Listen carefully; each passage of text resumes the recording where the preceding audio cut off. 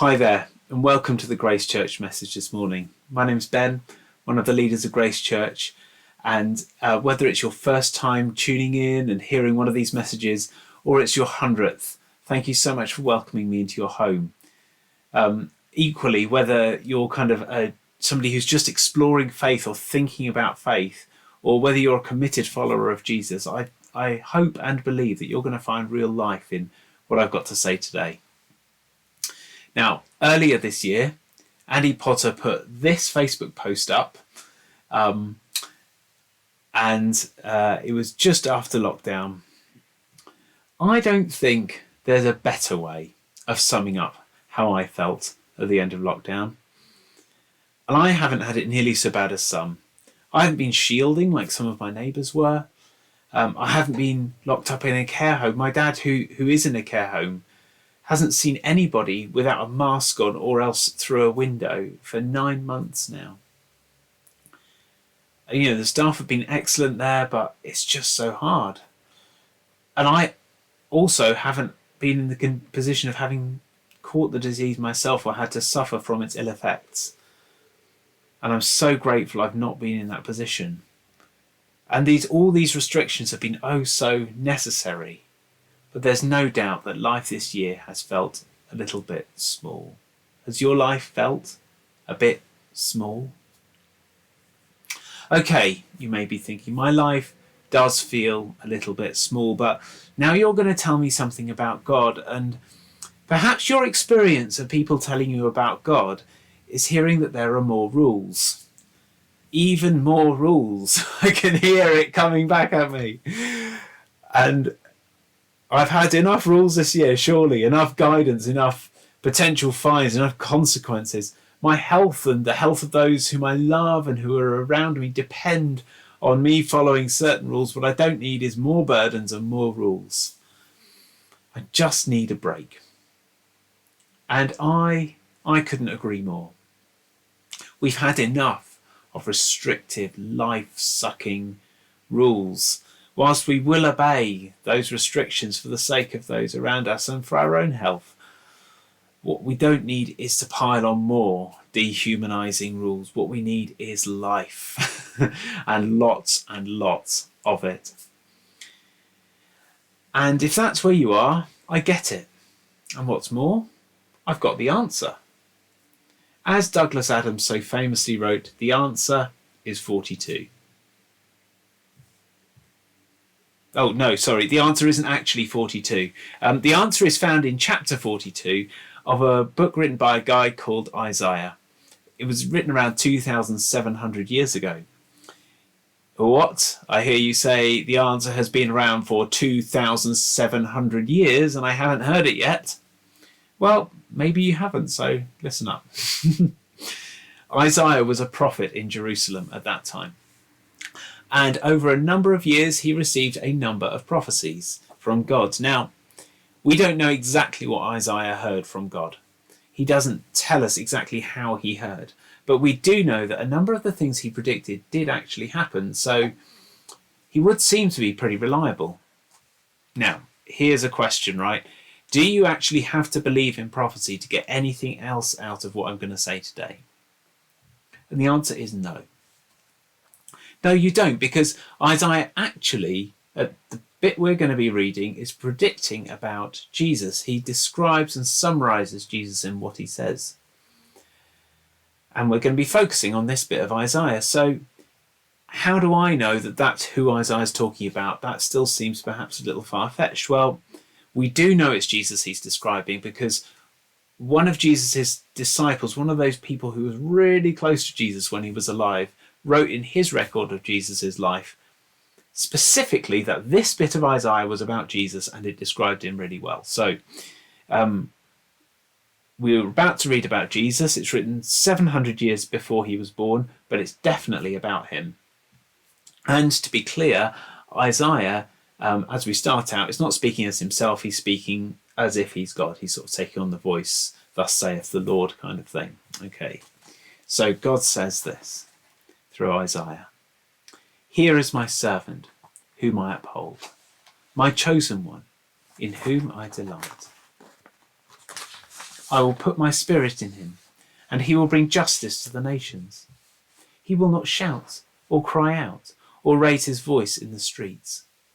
A bruised reed he will not break, and a smouldering wick he will not snuff out. This is beautiful, isn't it? We have this amazing picture here of God being thrilled and delighted. Does your picture of God include him being thrilled and delighted? Or is it more a picture of God that has him sort of sternly looking down from a cloud above? Well, if that's your picture of God, the sternly looking down picture of God, let me introduce you to the God of Isaiah, the God of Jesus, and my God. And he is the very source of life and hope and joy. God is so delighted in Jesus that he puts his very own spirit in him and says that he will bring justice to the nations. Now, perhaps when you hear the word justice, you think, no, that means a vengeful God, someone who's raining down justice. But hang on, this isn't a harsh justice. No, this sounds like something else, because it says he will not shout or cry out. He's gentle, he's quiet, he's not breaking a bruised reed. So those people who are feeling a bit broken, who are a bit on the edge, he's not going to push them over the edge. No, he's not going to break them. Not snuffing out a smouldering wick. So those people, when we're feeling kind of right on the edge and almost entirely spent and out of energy, he doesn't say not good enough. No, it turns out not. In fact, as we see Jesus, he's quite the opposite. So, do we have Jesus meek and mild? Do we know where we're playing with this whole Jesus meek and mild thing maybe? Let's read on. Because the next section says, in faithfulness he will bring forth justice. He will not falter or be discouraged till he establishes justice on the earth, and in his teaching the islands will put their hope. Again, we hear that he's bringing justice, and Jesus is going to be pretty persistent about it. He's going to show faithfulness. He will not falter, and he will not be discouraged until the job is done. How amazing is that? Now, this doesn't sound like someone who's weak. This sounds like someone who's strong. They're going to have to be pretty strong to get this job done. That is a big job. If you look at the world around and think justice needs to come to this world. And finally, we hear that in his teaching there is hope. The expression here about the islands, by the way, is talking about the kind of furthest flung parts of the earth. It's Isaiah's poetic way of saying the whole earth is waiting for this teaching. I hear you say, you said this wasn't going to be about rules, Ben, and teaching sounds like rules to me. Okay, so let's just back up a bit. We all have a way we live. We all have a way that we live our lives. Whether we think about it consciously or not, we have a set of expectations. This is the way things are done. What's more, we also have big kind of reasons for living. We have these big whys in our life, the reasons that we do things. Okay, now we might have chosen those reasons consciously, or we might not have chosen them consciously. One reason that some people do things is money. The purpose of their life is to amass wealth. It's a marker of success or security. Perhaps the reason they do that is because they experienced poverty as a child, and so they see wealth as a way out, a way to freedom. Or perhaps they look around and see that rich people seem to have people who like them around them, and they see a wealth as a way to be liked. I'm sure there are as many subtle and varied reasons for why people chase money first and pursue it as the most important thing as there are people doing it. Others don't necessarily put money as their big reason to live. They might put intimate relationships as the big reason to live. Their purpose in life is to find a fantastic partner who they adore and who adores them. And they make that number one. This is their reason to live. Again, the cause of people's reason for making this their reason to live will vary, but lots of people make that choice. That's the thing that they decide to live for. A lot of people move to Cornwall or choose to stay here because their reason for living is all about enjoying themselves or living a wholesome, outdoorsy kind of a life. And there are plenty of others. Some have the big reason in their life as power or reputation or simply reproduction. There are loads. And here's the thing. Whatever you choose as the big reason for your life forms a foundation. And as we all know, the foundation of a building determines its size. If the foundation of a building is kind of 10 metres by 10 metres, then the building is probably going to be a bit smaller, more like maybe 9 metres by 9 metres. Now, I may have failed structural engineering at university, but I do remember this much, and I knew this. Now, occasionally you can squeeze a bit more space out of a building. It's true, you can build out the upper floors a bit. You may have seen places like this kind of a place. But basically, your building is tied to its foundation. It can't get any bigger. And the same goes for depth. A building built on a foundation needs to be built on a foundation that goes down far enough. It needs to have strength to support it. So come back to the point, Ben. What you on about? Here's the point. Your reason for living determines how big your life is. If you're feeling hemmed in, there's a good chance that the reason that you're living for is a bit small. Now that's a challenge to me. Perhaps it's a challenge to you as well. Look, if I make my career or my success or my reputation in my work as my reason for living, then my life can't get any bigger or more fulfilling than my job. At most, my life is going to have to be a bit more limited, a bit smaller than it can support. And what happens if I get sick and I can't do my job or I fail at it? What happens when I get to the end of my career and look back, but I've got nothing to look forward to? Not good things. What about money or power or pleasure or relationships? Ultimately, they're all limited. And building my life on any one of those things as the foundation is going to be limited. So here's the big thing. If you remember nothing else from today, ultimately, in yourself, you are hemmed in by one thing, the reason you live, the thing you build your life on and for. Your reason for living determines how big your life is. So why do the islands wait for Jesus' teaching? Is he so much bigger, so much greater? Should we read on? This is what God the Lord says, the creator of the heavens, who stretches them out, who spreads out the earth with all that springs from it, who gives breath to his people and life to those who walk on it. Wow, that is pretty big, right? God is big. So basing our life on Jesus' teaching, which is the teaching about God, it's going to be unlimited. I mean, here it says it, right? The creator of the heavens, who stretches them out, who spreads out the earth and all that comes from it. And he's the source of life and breath. What gets bigger than that? Who or what is bigger than that? Now, I said that your reason for living determines how big your life is. Am I saying that if you follow Jesus, you won't be following COVID restrictions? No. I'm not saying either that if you follow Jesus, that your life is going to be empty of any illnesses at all, or perhaps some serious chronic disease that limits you. I'm not saying that if you follow Jesus, then no one's going to oppress you.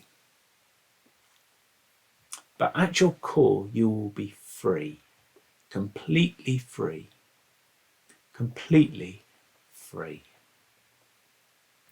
Circumstances, you see, are not the big thing in a life lived following Jesus.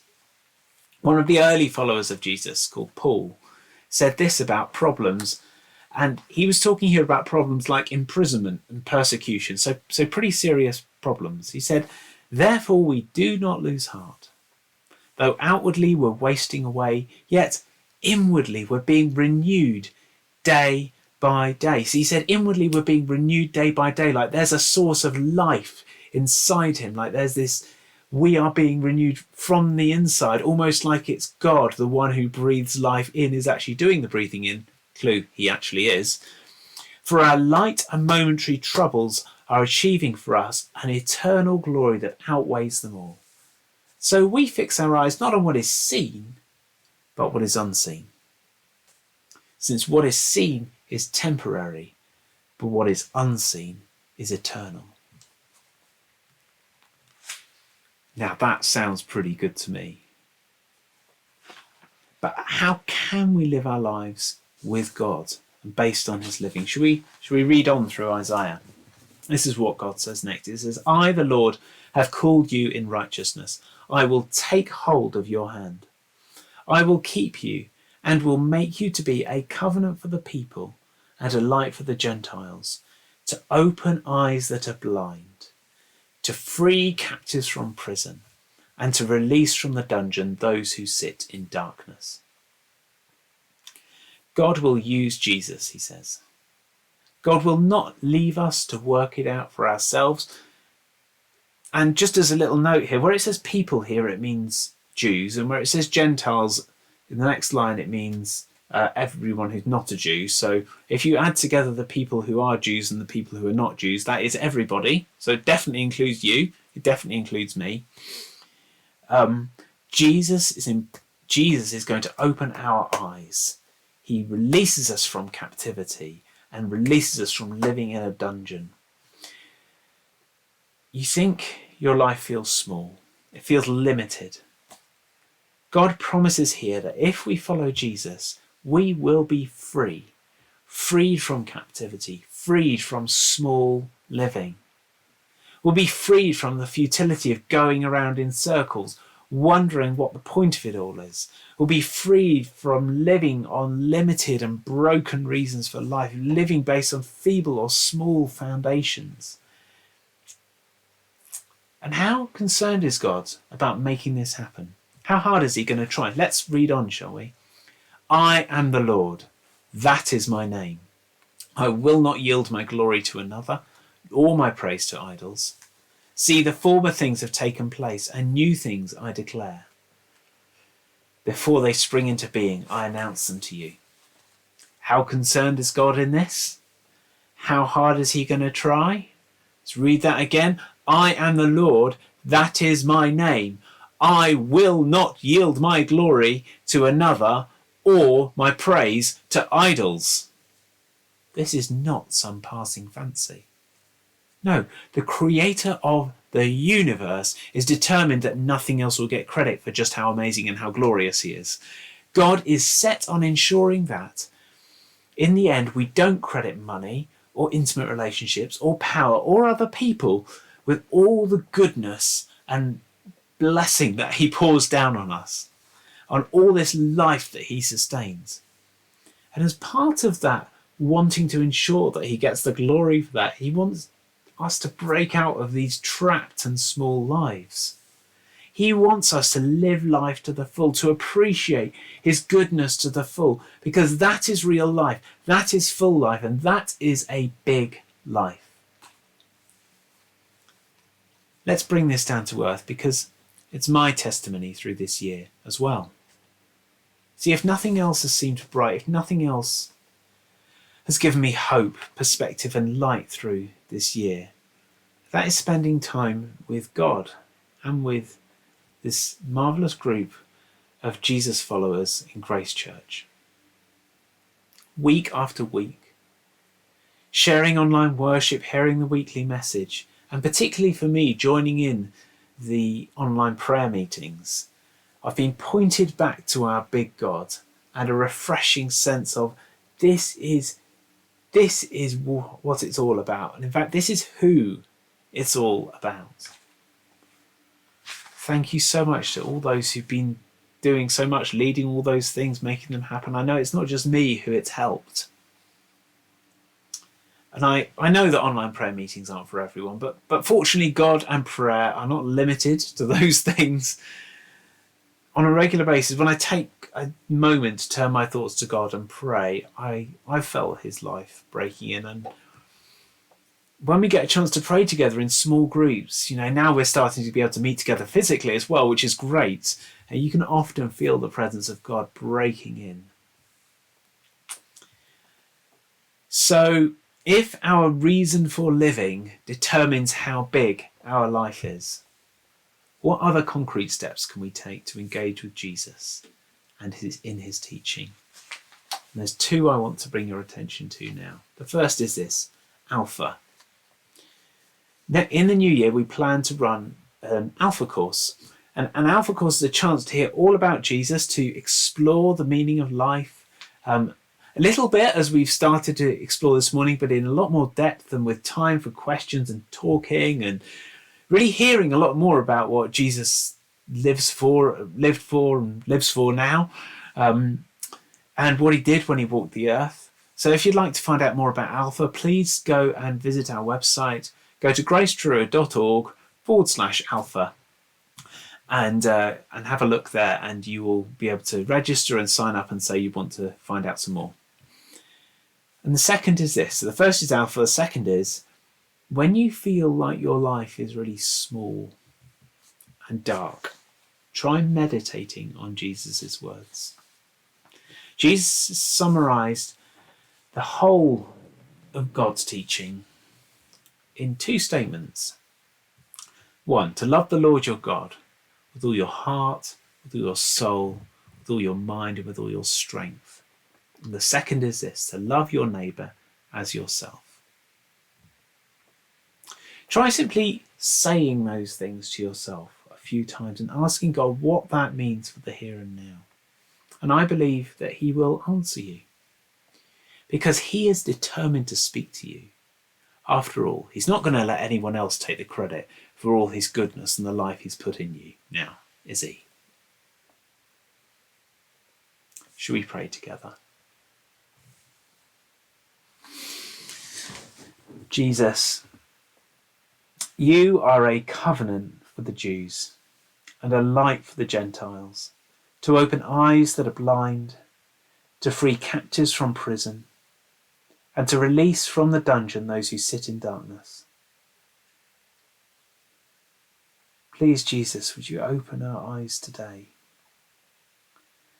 Open our eyes today to your glory, to the glory of your Father in heaven, and to the glory of your Spirit that you pour out on us. Would you pour your Spirit out on us now? Lord Jesus, please open our eyes. Amen.